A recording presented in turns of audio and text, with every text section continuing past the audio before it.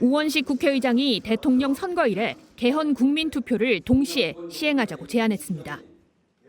승자 독식의 위험을 제거하고 국민 주권으로 가기 위해 권력을 분산하고 부족한 내용은 내년 지방선거와 함께 2차 개헌으로 추진할 수 있을 것입니다. 우 의장은 구체적인 개헌안에 대해서 말을 아꼈지만 4년 중임제에 대해 여야 정당들의 공감대가 가장 넓은 것 같다고 설명했습니다.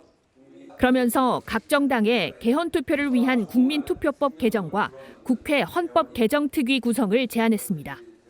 또 여야 지도부와 여러 차례 개헌에 대해 논의했다며 가장 유력한 대선 주자인 이재명 대표와도 소통이 있었다고 간접적으로 밝혔습니다.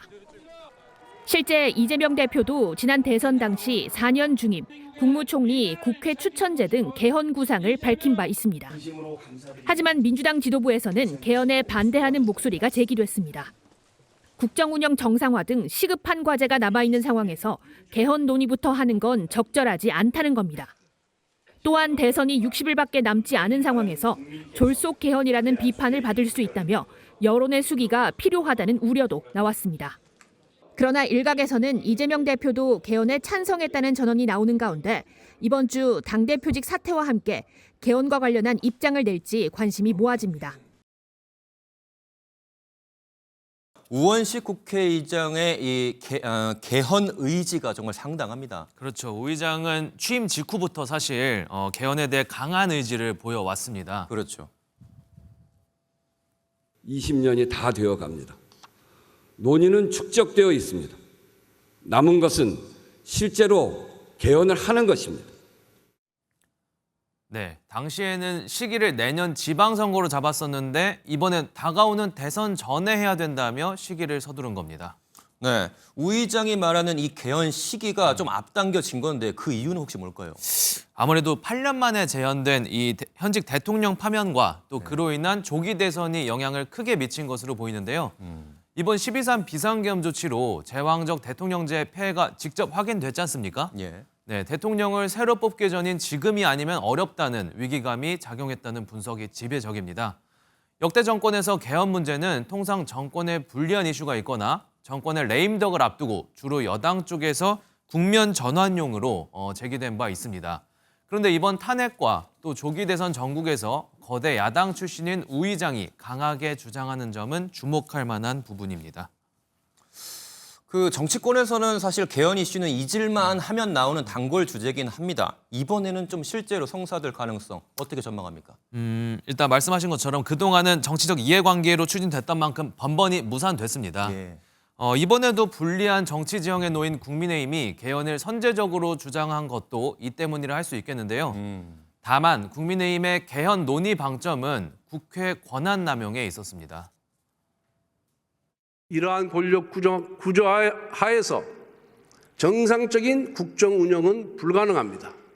그래서 대통령은 재앙으로 시작해서 식물로 끝납니다. 네, 이 여권 유력 대선 주자들도 이렇게 보시는 것처럼 방식에는 조금씩 차이가 있지만 개헌을 해야 한다는 큰 목소리는 같습니다.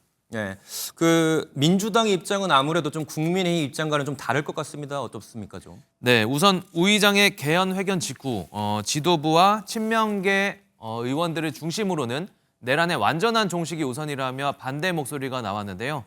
아무래도 개헌 논의의 키는 현재로서 가장 유력한 대권 주자로 꼽히는 이재명 대표가 쥐고 있겠죠. 아직 개헌에 대한 이 대표의 직접적인 언급은 나오지 않고 있습니다.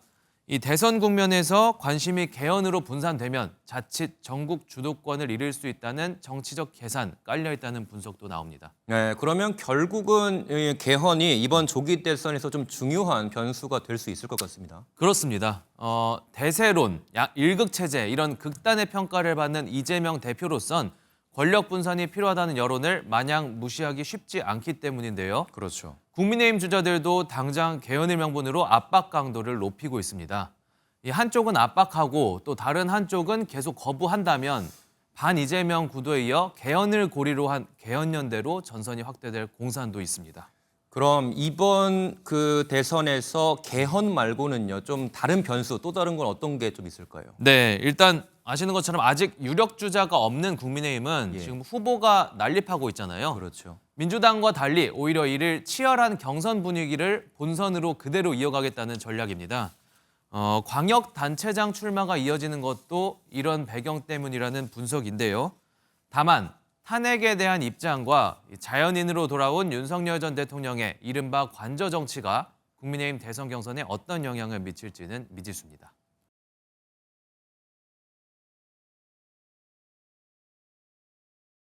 헌재 선거로 국가적 혼란은 일단락되었지만 대통령 권력을 둘러싼 파괴적 갈등의 소지는 상존합니다. 권력을 분산하여 국민 주권, 국민 통합을 이루어내라는 시대적 요구, 개헌 방향성이 가장 명료해진 지금이 개헌을 성사시킬 적기입니다. 이번 대통령 선거 이래 개헌 국민 투표를 동시에 시행할 것을 제안합니다. 기한 내에 합의할 수 있는 만큼 하되 가장 어려운 권력구조 개편은 이번 기회에 꼭 하자는 것입니다. 네, 우원식 국회의장 얘기 이거죠. 대선 개헌 투표 동시에 하자. 그리고 권력구조 개편부터 먼저 콕 집어서 원포인트 일단 먼저 합시다 이번 조기 대선 때라고 얘기를 했습니다. 그런데 이창근 위원님, 사실 개헌은 윤석열 전 대통령이 내가 복귀하면 개헌할 겁니다라고 얘기했었는데 탄핵이 인용되면 사실 그 얘기가 쑥 다시 들어가는가 싶었는데 민주당 소속이었던 우원식 의장이 콕 집어서 권력구조 원포인트 개헌안을 딱 들고 나왔어요. 이건 국민의힘 입장에서 좀 듣던 중 반가운 소리 아닌가라는 생각이 좀 듭니다. 그렇습니다. 저희 국민의힘도 권력구조 개편에 네. 초점을 맞춰가지고 4년 중임제 원포인트 개헌을 할 수 있다고 늘 말씀드려왔습니다.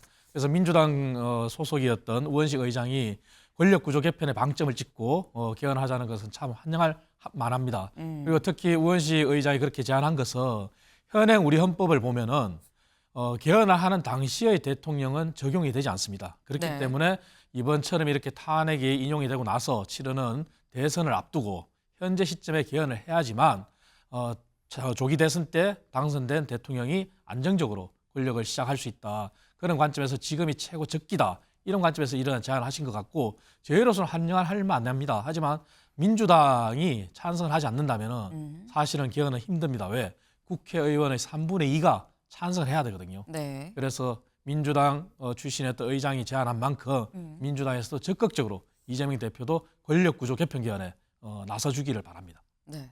지금 이창근 위원님 말씀은 국민의힘 입장에 상당히 좀 반가운 소리가 맞다라는 거예요. 그런데 이 우 의장의 제안이 민주당한테도 그리고 현재 각종 여론조사에서 지지율로는 1위를 달리고 있는 이재명 대표한테도 반가운 소리일 것이냐라는 거죠.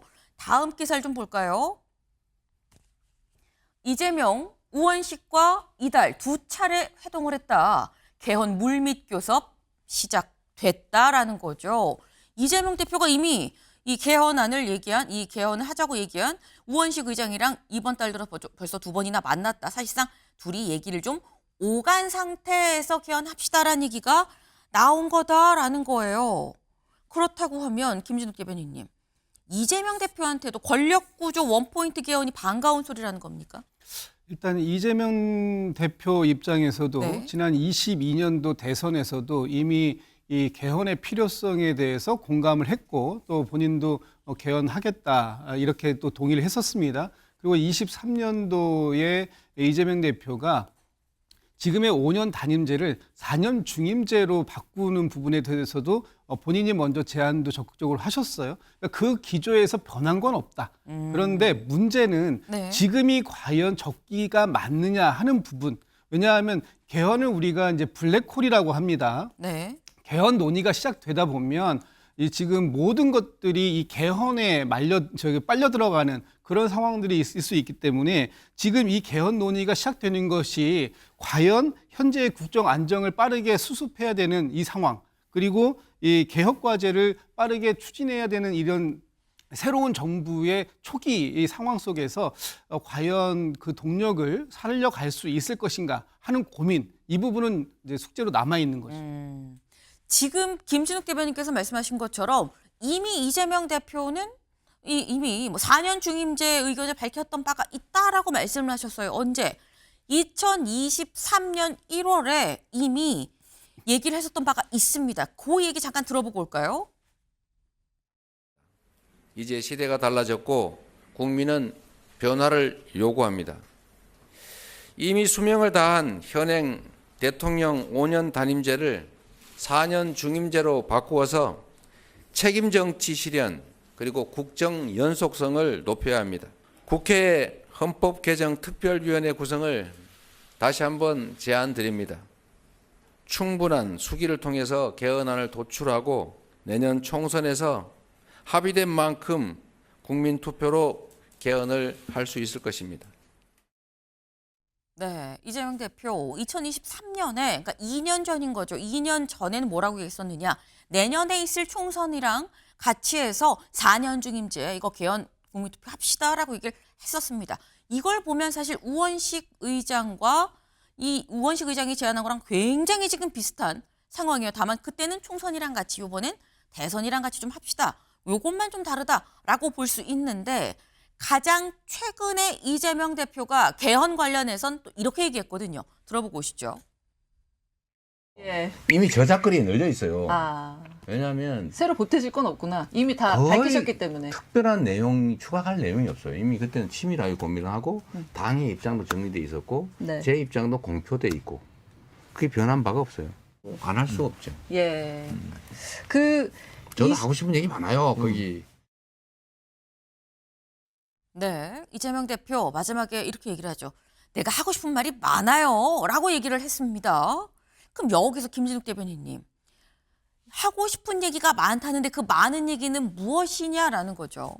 그러니까 지금 이제 개헌 소위 우리 이제 87 체제를 극복하자 이렇게 얘기하는데 네. 이 87 체제의 가장 핵심이 권력 구조 개편하고 또 당시 한 40여 년 전에 만들었던 이 법이 현재의 시대 상황을 다 담고 있지 못한 부분이 있어요. 특히 저출산 고령 사회라든지 또는 우리의 기본권이라든지 이런 부분에 대해서도 사실 개헌이라는 게 뭐 그때그때 쉽게 뭐 법률안 바꾸듯이 매번 바꿀 수가 있는 상황이 아니기 때문에 그렇죠. 한 번 바꿀 때 좀 제대로 바꾸자라는 얘기들이 나올 수 있고 그렇다면은 그와 관련된 내용들이 굉장히 많을 수 있어요.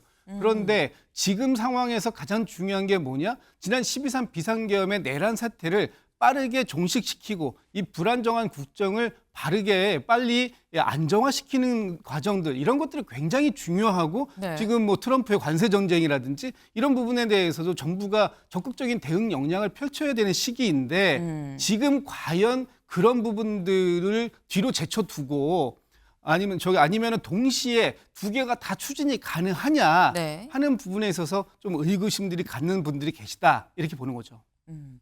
입장은 똑같은데 시기상으로 지금이 적기냐라는 부분에 있어서 약간 좀 생각이 다를 수 있다라는 말씀으로 지금 이해가 됩니다. 네. 근데 이 시기상, 그러니까 입장은 똑같이 4년 중임제 국민투표로 같이 이 선거 때 치르자라는 게 맞는 거긴 한데 시기만 다르다라는 이 시기만 다르다라는 차이라고 한다면 사실 관련해서 어제 아까 잠깐 저희 일면에 나왔죠. 친명계가 입장을 조금씩 좀 냈더라라는 겁니다. 정청래 의원이 뭐라고 올렸는지 같이 볼까요? 이렇게 올렸습니다. 우원식 국회의장의 우원식 국회의장의 이 타이밍에서의 개헌 주장에 대해 한마디로 말해 난 반댈세, 반대란 입장을 명확하게 했습니다. 지금은 내란 종식에 집중하라. TPO에 맞지 않는 국회의장 놀이 중단하고 더 이상 개헌 주장으로 국민의 분노를 사지 않길 바란다라고 얘기를 했습니다. 그러니까 지금 여기서는 뭐 이 타이밍에서의 개헌 주장이라고 얘기해서 이거 시기상인 거구나라는 얘기랑 사실 이 맥을 같이 하죠. 정청래 의원 말고도 다른 의원들도 비슷한 입장을 냈다라는 거예요. 이현주 최고위원, 벌써 개헌이니 내각제니 난리인데 파면이 엊그제고 관저에서 퇴거도 안 한 상태 아니냐. 진성준 의장, 개헌이 최우선 과제인가에 대해서 동의하기 어렵다. 이인영 의원, 지금 개헌은 아니다. 대선 이후에 논의하자. 김용민 의원, 내란 뿌리부터 당장 뽑아야 한다라는 거예요. 시기가 지금은 아니다. 그러니 대선 치르고 하자라는 건데 이창근 위원님, 대선 치르고 난 다음에 개헌을 논의하자고 하면 또 힘이 붙겠냐라는 얘기가 또 나오거든요. 그렇습니다. 저 부분은 이제 시기의 문제가 아니라 결국은 이재명 대표가 5년 임기를 하겠다는 그러한 욕심으로 저는 보고 있습니다. 왜냐하면 말씀드린 것처럼 헌법에는 개헌을 하는 시기에 대통령은 적용을 받지 않습니다. 그리고 이재명 대표가 아까 말씀하신 것처럼 할 말은 많다. 그 할 말은 우원식 의장이 제시한 것처럼 투트랙으로 진행하면 됩니다. 이번에는 권력구조 개편의 원포인트 개헌, 그리고 그 외에 많은 부분들은 내년 지방선거에 맞춰서 차기 대통령이 임기를 시작한 다음에 논의를 해도 충분합니다. 하지만 5년 임기에 매몰되다 보니 자꾸 시기의 문제를 말씀하시는데요. 사실 이재명 대표의 입장이 또 바뀐 부분도 있습니다.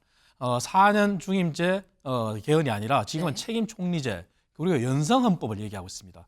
연성헌법이라는 거는 쉽게 말해서 헌법이 가지고 있는 고유 기능이 자유를 보장하고 사회를 안정화시키고 권력을 통제하는 건데 연성헌법이라는 거는 개헌을 쉽게 할 수 있도록 바꾸자는 거거든요. 지금 우리 헌법은 국회의원들이 3분의 2를 찬성하고 그리고 다시 국민 공고를 붙여서 국민 투표로 과반의 과반이 투표해서 과반이 찬성해야 되는 굉장히 강력한 그런 제어 장치죠. 네. 이것을 쉽게 한다면은 헌법 개정이 얼마든지 앞으로 누더기처럼 될 수 있는 거거든요. 그래서 입장도 조금 바뀐 거 아니냐 하는 저는 그런 생각도 해봅니다. 네.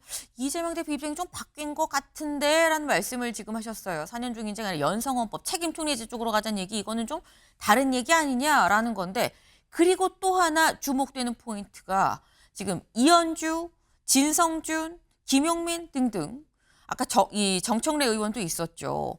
굉장히 강력하게 나는 반댈세라고 얘기를 하고 있다라는 겁니다. 심지어 의장 놀이를 중단하라라고까지 아주 강력한 반대를 표명을 하고 있는데, 그렇다고 한다면 김준욱 대변인님, 이재명 대표는 좋은데 친명이 눈치 없이 반대를 하는 건지, 아니면 이재명 대표 속마음을 친명에서 사실상 얘기를 해주고 있는 건지 약간 다를 수 있는 거거든요.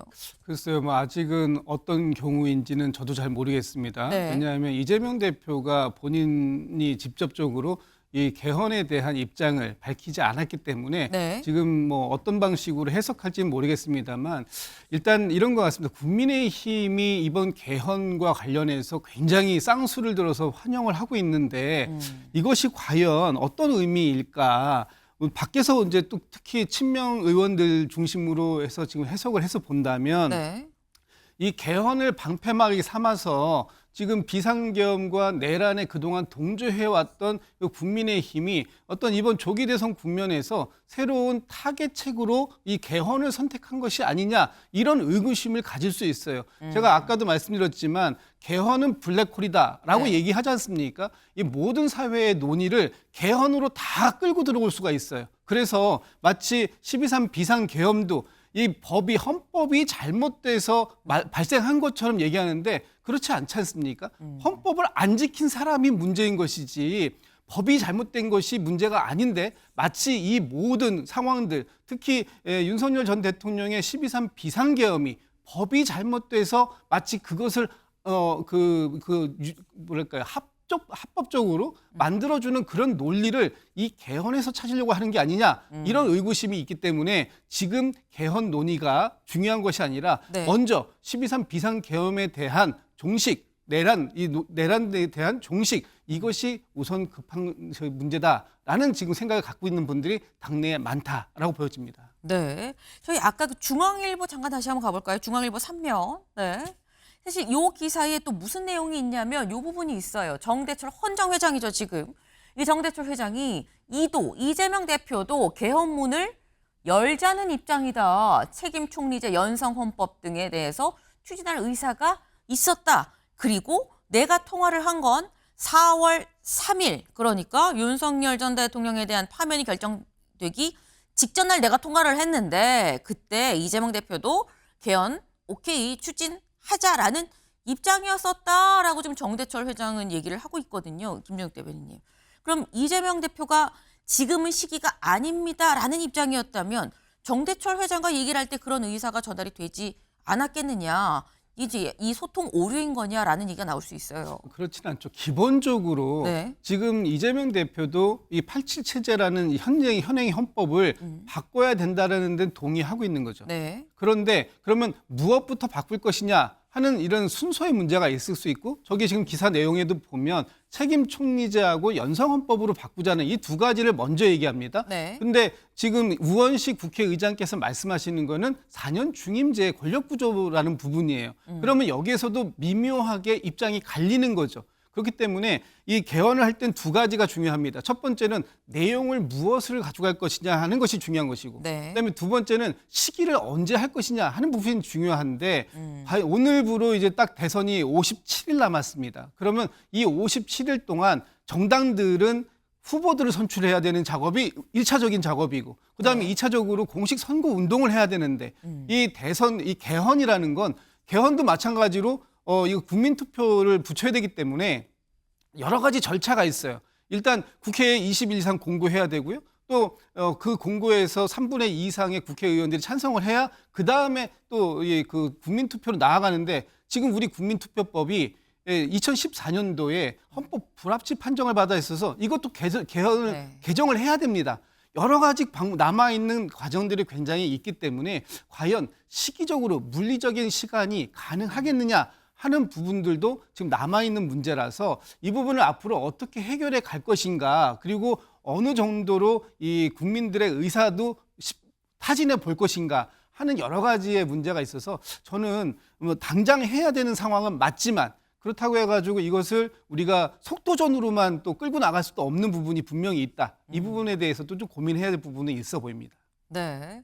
지금 말씀은 일단 필요한 건 맞지만 지금이 시기인지, 그리고 물리적으로도 대선 날까지 이 논의를 끝낼 수 있을 것인지 여부도 사실 불확실한 거 아니냐라는 말씀을 지금 하셨어요.